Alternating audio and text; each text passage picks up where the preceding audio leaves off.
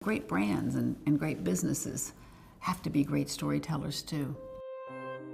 We have to tell authentic stories, emotive, compelling stories. And I think even more so because we're nonfiction.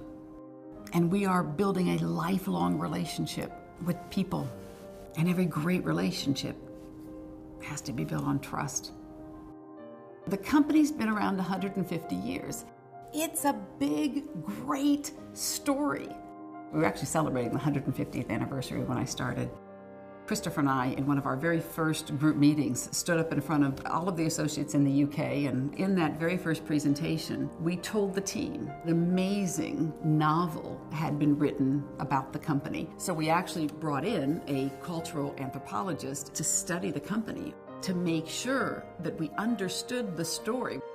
And we said we should capture this story for the last 5 years so that we can pass it on to the next generation so that they understand how we've built this amazing culture, how we've turned or transformed the brand around, and that we weren't looking to write another book, but we were looking to write some really new, exciting chapters.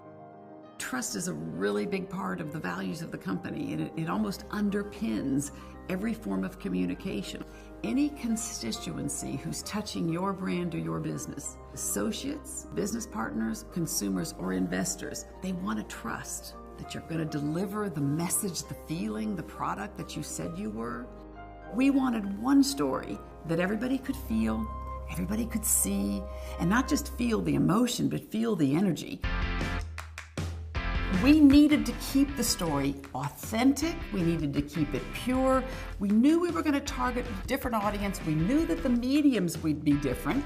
We knew it would be so much more global than maybe things had been in the past.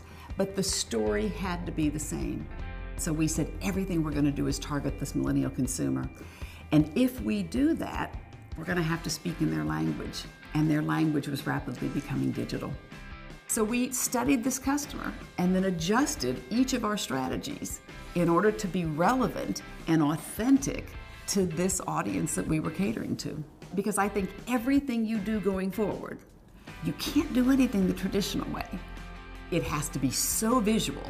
And we hit on this word energy early on and said, we want everything we do to have energy. We call our website Burberry World. Christopher, the designers, marketing, everyone looks to Burberry World and says, how can we keep innovating? How can we keep pushing the envelope, being disruptive? We want people to be able to feel it even if they don't hear it. If they hear it, all the better.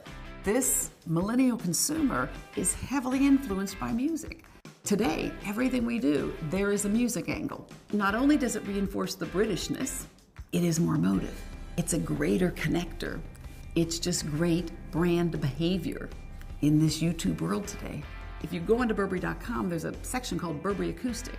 There's over 65 videos up of young British talent. Every month, when Christopher would put up a Burberry Acoustic act, that act is now live. We can stream it to 150 other Burberry stores. We can stream it to digital outdoor sites. You could watch it on your mobile device. So Burberry Acoustic was online, Burberry Acoustic becomes live offline. We talk a lot about blurring the lines between physical and digital. But we actually woke up a couple years ago and said, okay, wait a minute, but we're a retailer. How do we create Burberry World live? Christopher and the architects and the technology guys got together to design and create what we called the Store of the Future. Largest Burberry store in the world. It's on Regent Street in London. We wanted it to feel when you walked in the front door as if you were actually walking in to the website. It happens to be this month that we're launching our first fragrance under our ownership. We have, again, inverted everything and launched it in a very, very different way. We put music first.